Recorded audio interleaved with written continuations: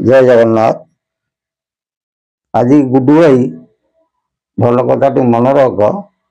आज आलोचना करिया माघ मासरे भूमिकंप है। महापुरुष कहते माघ मासरे जो भूमिकंप हम तापर लोकंकर चेतना फेर माने जो व्यक्ति विशेष बंचिकी थे तांकर चेतना फेर एवं समस्ते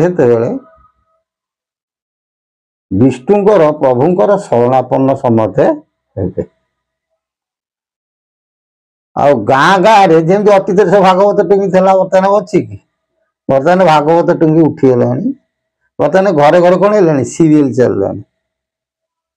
अतीत संजय हेले संध्या दिया सहिले गाँव व्यक्ति विशेष मैंने गाँ दाण्डे बसती कि भागवत घरे बसती अनेक व्यक्ति घेरिकी चौपाखे बसती भागवत पढ़ा हुए भागवत शुणा हुए गोटे सत्संग परि लगे। कि कालक्रम बर्तमान तुम देख से सब लोप हो ना घरे तो संध्या दौरान संध्या देला कई जन प्रेयर कर टीवी खोली सीरियल देखिले ना नहीं। वर्तमान तुम अनुभव कर अनेक विपद मान सब घटीगला। आम समझते जाणिक कौन हो अजना लोकंर धारणा है किसी हम ना किंतु हम। महापुरुष कहते जिते बड़े जगत सारा कभी किसी हम नहीं से बेला हम नोहिब नोहिब हुरी पड़ुव हेलारे काटे दिन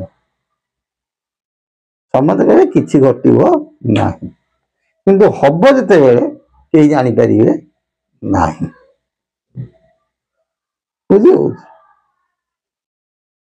कि मन रखी था महापुरुष अच्युत भाषा सी कहती सीता ठाकुराणी असत्य ही पारती पर्वत शिखर कई फुटी पारे वचन केवे अन्यथा हम ना कहीं ना ये सब प्रभुंकर वाणी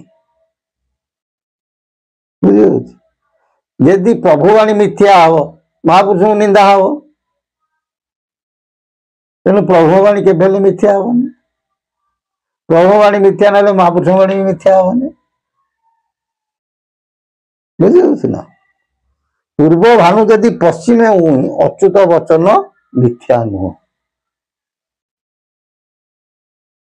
तेणु 17 अंक ये घटना सब कौन घटव महापुरुष कहते 17 अंक समस्ते भागवत गान करें से चिंता कर माने स्वत स्पृहा भाव कौन करेंगे धर्म उपरकू लोकंर आग्रह बढ़ीज बुझे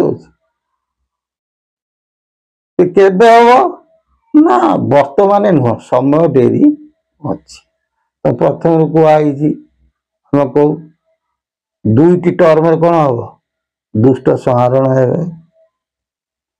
दिव्य सिंह रजा समय महापुरुष कहते नदी बढ़ी हम दुर्भिक्ष गोटे बढ़ पुणी मुकुंद देव समय नदी बढ़ी हम दुर्भिक्ष गोटे बढ़ कि संहार हे ये दिव्य सिंह महाराज समय पुणी कि संहार हे आउ जहाँ थे मुकुंद देव समय संहार हे दिव्य सिंह समय जिते गुटे घटना घटव लोक सब हेय मान करेंगे किंतु भक्त माने जी सी सब जानी शुणी कौन थे लुचिकी रे लुकायित हो रे परिप्रकाश हेबे नाही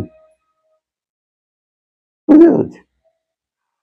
प्रकृत जी भक्त सब से परिप्रकाश हे के ना मुकुंद देव समय मुकुंद देवंकर 13 अंक ठारू 42 अंक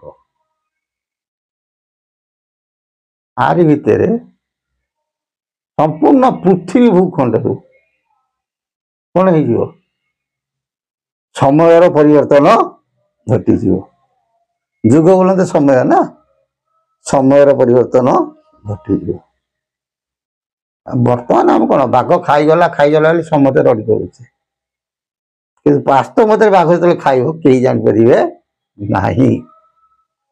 ମହାପୁରୁଷ କୁହନ୍ତି ମାଘ ମାସ ହେଇଥିବ, ସପ୍ତମୀ ତିଥି ହେଇଥିବ, ସେଦିନ ଭୂମିକମ୍ପ ହବ। କୋଉ ମାଘ ମାସ, କୋଉ ସପ୍ତମୀ ତିଥି, ତାରି ଉପରେ ଆଜି କଣ କରିବା, ଆଲୋଚନା କରିବା।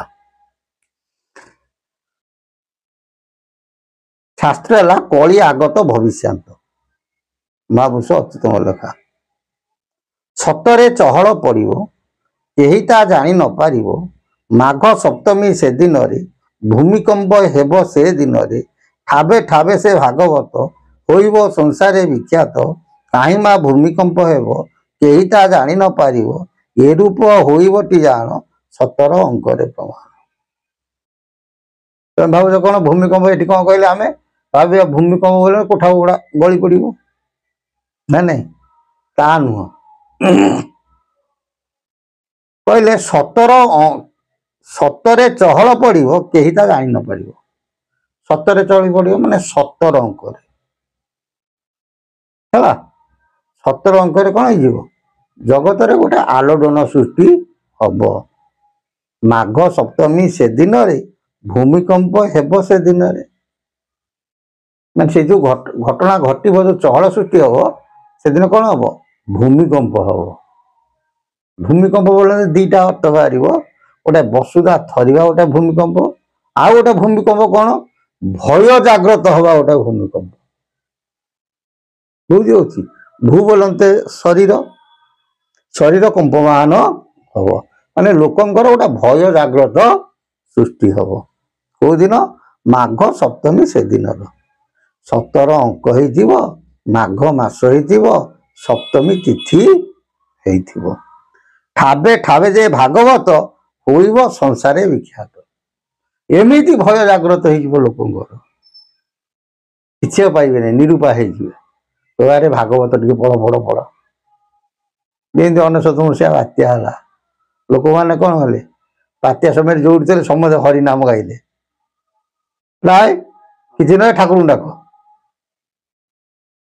କୋରୋନା ଯେତେବେଳେ ହେଲା, ଘରୁ ପଦାକୁ ନ ବାହାରି ପାଇଲେ, ଲୋକ ବସି କଣ, ଏ ଠାକୁରଙ୍କୁ ଡାକ, ଜଗନ୍ନାଥ ରଖିବେ, ଆଉ କେହି ରଖିବେ ନାହିଁ।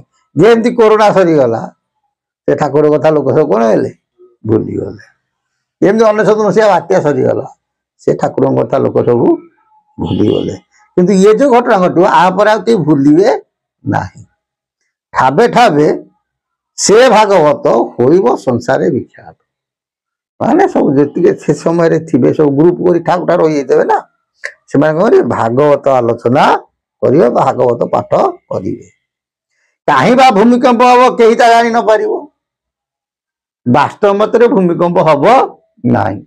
ଯେମିତି ଦ୍ୱାପର ଯୁଗରେ ଯାଦବ ବଂଶକୁ ବିନାଶ କରିବା ପାଇଁ ନାରାୟଣ ମାୟା ରଚିଲେ, ଗୋଟେ କୋକୁଆ ଉପଖ୍ୟାନ କଲେ।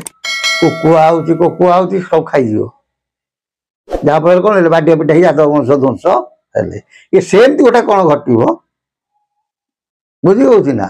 ପ୍ରକୃତିରେ କୋକୁଆ ନଥିଲା, ସେମିତି ଭୂମିକମ୍ପ ହବନି, କିନ୍ତୁ ଲୋକ ଭୟଭୀତ ହେଇଯିବେ। ଏ ରୂପେ ହୋଇବେଟି ଜାଣ, 17 ଅଙ୍କରେ ପ୍ରମାଣ। ଏଇ ଯୋଉ ଘଟଣା ସବୁ ଘଟିବ, ସେଇଠୁ ଲୋକ କଣ କରିବେ, ସତ ସବୁ କହିବେ, ଆଉ ମିଛ କହିବେ ନାହିଁ। ତା ଆଗରୁ ମନେ ରଖିଥାଅ, ବହୁତ କ୍ଷତି ଘଟି ଯାଇଥିବ। ବୁଝି ହଉଛି ନା। ଏମିତି କ୍ଷତି ଘଟିବ, ଲୋକ ଲୋଭ ମୋହ ମାୟାକୁ ସବୁ ତ୍ୟାଗ କରିଦେଇଥିବେ। କେବଳ ପ୍ରଭୁ, ଭକ୍ତ ପ୍ରଭୁ, ଏଇ ଭାବଟା ସମସ୍ତଙ୍କ ଭିତରେ କଣ ହେଇଯିବ, ଜାଗ୍ରତ ହେଇଯିବ। ଯଥା ସୁତରାଂ ହିଂସା ଭାବ କାହା ହୃଦୟରେ ବାସ କରିବ ନାହିଁ। ବୁଝିପାରିଲେ ନା, ବୁଝିପାରିଲେ? ଜୟ ଜଗନ୍ନାଥ। ପ୍ରଭୁଙ୍କ ସଦିଚ୍ଛା ପୂର୍ଣ୍ଣ ହଉ। ବୋଲ ଆନନ୍ଦେ ଗବା, ହରି ବୋଲ।